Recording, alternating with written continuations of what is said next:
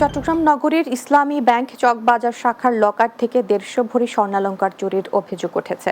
অভিযোগকারী নগরীর চট্টেশ্বরী রোডের বিটিআই বেভারলি হিলসের বাসিন্দা রোকেয়া বাড়ি।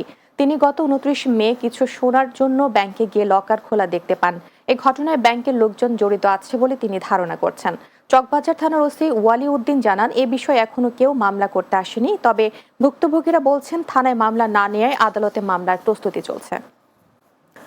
চট্টগ্রামের সাতকানিয়ায় কিশোর গ্যাং সন্ত্রাস ও মাদকের বিরুদ্ধে মানববন্ধন অনুষ্ঠিত হয়েছে। উপজেলার আমিলাইশ ইউনিয়নের সরোয়ার বাজার এলাকায় সর্বস্তরের জনসাধারণের ব্যানারে মানববন্ধন অনুষ্ঠিত হয়।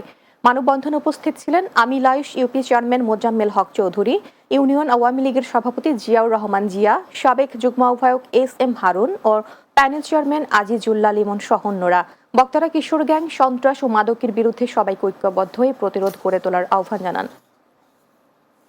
চট্টগ্রামে এসএসসি পরীক্ষায় উত্তীর্ণ কৃতী শিক্ষার্থীর সংবর্ধনা দেওয়া হয়েছে।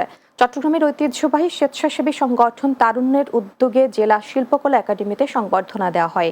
সংগঠনের সভাপতি আব্দুর রশিদ লোকমানের সভাপতিত্বে এতে প্রধান অতিথি ছিলেন নগর আওয়ামী লীগের সাধারণ সম্পাদক আজম নাসির উদ্দিন। এছাড়া Chittagong metropolitan police commissioner Krishnapada Roy, CMP দক্ষিণের উপ পুলিশ কমিশনার মুস্তাফিজুর রহমান, উপ পুলিশ কমিশনার পশ্চিম নেহাত আদনান তাইয়ান সহ অন্যরা উপস্থিত ছিলেন। শেষ করব দিনের বাংলা, যাবার আগে শিরোনামগুলো আরো একবার।